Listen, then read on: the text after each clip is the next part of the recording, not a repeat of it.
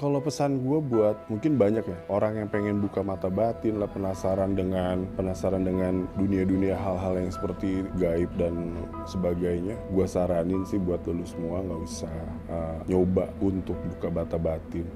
Apalagi kalian nih, gue sering banget baca-baca komentar di YouTube kalau misalkan ada penelusuran, terusnya Amit dijadiin medium. Kalian nggak pernah ngelihat efek after dari kita penelusuran.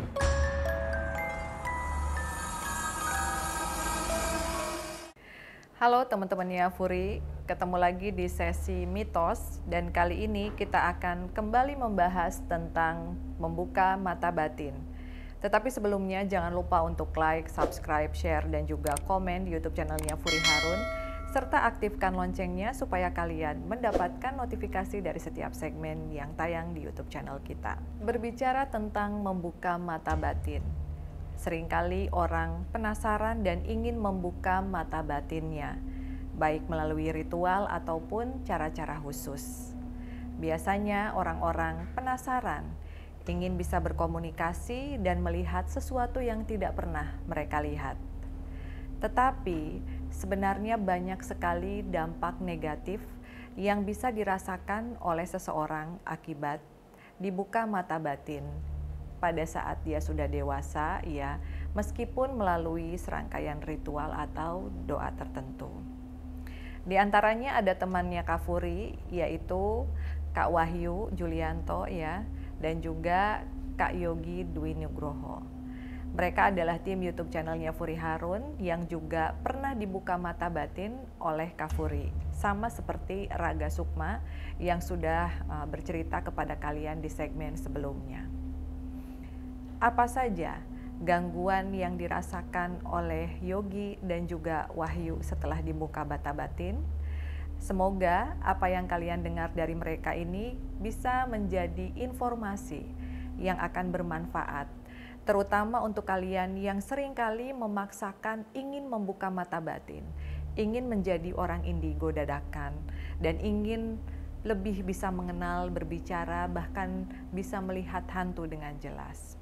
Ya, semoga tayangan kali ini bisa bermanfaat untuk kita semua, dan bagi Kak Furi, ini hal yang tidak disarankan.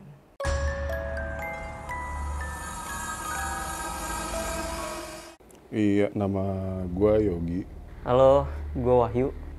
Beberapa bulan lalu gue dibuka mata batinnya sama Mbak Furi. Waktu di kantor kita lagi ada segmen syuting, salah satu syuting lah intinya. Baru-baru ini kejadian saat gue bareng sama Yogi lah ya. Kita ngobrol bareng apa gitu. Kita lagi ngobrol bareng Yogi, bareng Raga, nggak salah saat itu. Jadi waktu itu gue dibuka, Wahyu sama Raga juga dibuka. Saat itu gue orang yang skeptis akan hal mistis ya. Tapi ada satu momen di mana Mbak Furi coba buat ngebukain mata batin gue. Nah, setelah kejadian itu, selang beberapa lama dari buka mata batin itu sih, awalnya gue nggak ngerasa apa-apa. Efeknya memang nggak langsung hari itu juga sih. Hari itu juga langsung gue bisa ngeliat sesuatu atau lihat something gitu. Nggak, prosesnya lama. Nggak ngerasa sama sekali ada yang aneh. Setelah beberapa bulan, nggak nyampe bulan sih, mungkin beberapa minggu. Efek pertama itu, saat itu ada boneka Mbak Furi yang baru selesai ibaratnya dibuat. Gue nggak tahu itu boneka akan datang di kediamannya Mbak Furi. Jadi ibaratnya besoknya gue syuting dan malamnya itu gue tidur dan gue mimpi, dan mimpinya itu jelas banget. Gue ngelihat ada seorang anak sekitar umur 15-16 tahunan atau 14-15 tahunan lah kalau nggak salah. Itu kayak lagi di satu ruangan Belanda gitu, di ruangan yang di ruangan kayak bentuk rumah Belanda gitu, dan bangunannya gue ingat banget instrumen Belanda itu kan segi 4 terbalik atau segi 6 terbalik gitulah. Ada sekumpulan cowok 5 lah, kalau nggak salah ada 5 orang, dan gue nyaksin sendiri itu anak cowok, itu anak itu dieksekusi sama mereka. Saat dieksekusi, tapi bukan rasa takut yang gue lihat dari muka si anak kecil itu, malah kayak lebih ke senyum sama gue. karena posisinya gue yang bisa ngelihat itu anak kok di gitu ya, maksudnya kayak mulai dieksekusi gitu ya gitu. Singkat cerita, gue penelusuran sama tim Misteri Dunia Trans 7. Di situ gue baru ngerasain hal-hal yang aneh. Gue di situ nggak bisa, setelah dibuka mata batin itu gue nggak bisa ngelihat hal-hal yang aneh sih. Tapi yang gue rasain cuma dari suara doang. Pas kita jalan ke Kali Ciliwung waktu itu di daerah Condet, jalan setapak, tiba-tiba gue ngedenger kayak ada suara cewek ketawa. Oke, gue masih berpikir positif aja sih di situ. Nah, setelah dari situ gue jalan lagi sampai pasnya udah di pinggir kali. Di situ ada cerita tentang noni Belanda. Dan gue kira yang denger itu banyak. Semuanya gue kira denger, tapi ternyata cuman gue, Mbak Furi, dan Sabrina. Sabrina juga kan punya kelebihan. Gue nggak bisa ngomong panjang bagaimana eksekusinya, tapi yang jelas saat dia dieksekusi, dia ngeliat gue dan senyum. Gue kaget, gue bangun, oke, besoknya gue aktivitas biasa, mandi, siap-siap kantor, terus kita akan syuting pagi, biasa kita pagi kalau syuting, kalau untuk stok ya. Terus saat kita lagi tag kayak gini, lagi tag gue di belakang, biasa gue selalu di belakang layar. Terus lagi break karena azan, gue motong pembicaraan. Kok gue mimpi ada anak malam ya begini gitu. Gue cerita, ada anak cowok begini. Oh iya, tahu-tahu Mbak Puri diem sejenak sih pas lagi ngomong gitu. Oke. Oh itu ada di belakang kamu, dibilang gitu. Ah jangan bercanda dong Mbak gitu kan. Gue bilang kayak gitu kan. Saat itu ya udah, tahu-tahu Mbak Puri ngeluarin bonekanya. Kaget dong gue. Karena bentuk rambutnya, pakaiannya sama persis sama yang gue lihat di mimpi. Gue kaget di situ.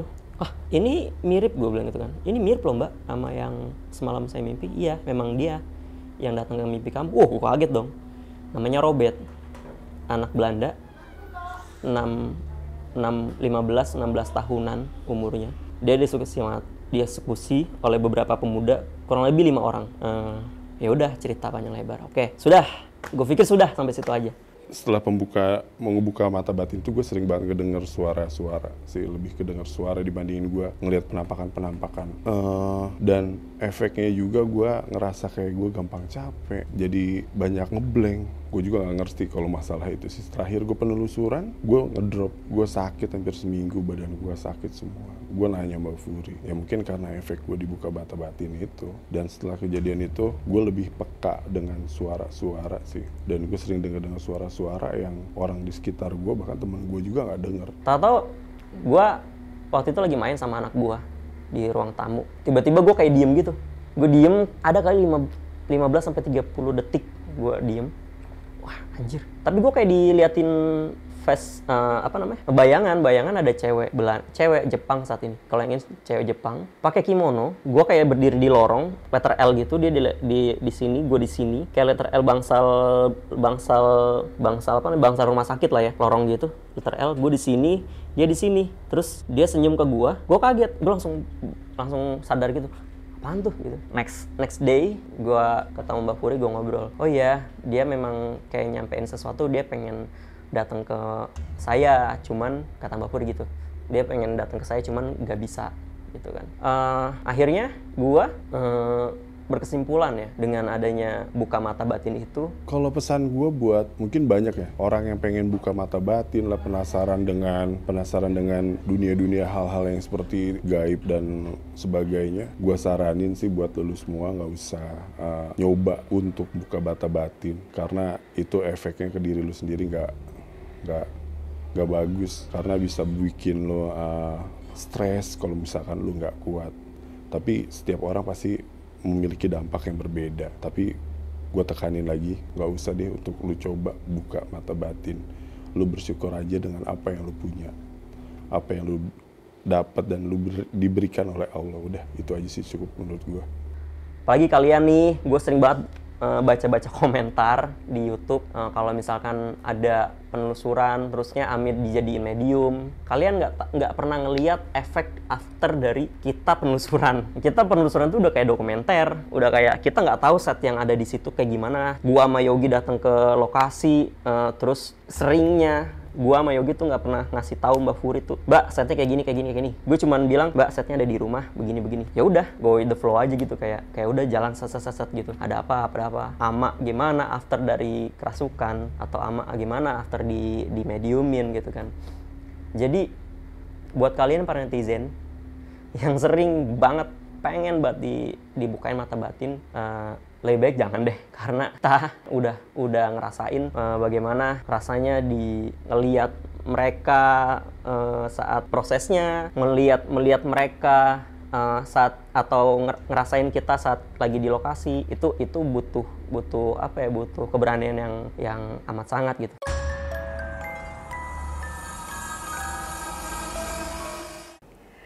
Oke teman-teman, itu tadi cerita dari Kak Yogi dan juga Kak Wahyu. Jadi tujuan dari Kak Furi untuk membuka mata batin mereka karena memang mereka seringkali bekerja sama dalam beberapa proyek penelusuran dan juga horor bersama Kak Furi ya. Jadi Kak Furi selalu berpikiran bahwa ada momen di mana Yogi dan Wahyu harus tahu bahwa lokasi ini berbahaya, jadi jangan dimasuki. Atau makhluk di sebelah sini lebih baik tidak diajak komunikasi supaya dia bisa memberitahu kepada tim yang lain agar tidak sembrono di lokasi penelusuran. Tetapi ya dampak-dampak negatif seringkali mereka rasakan seperti kurang enak badan, pundak berat, ya, kepala pusing dan kadang juga kurang fokus.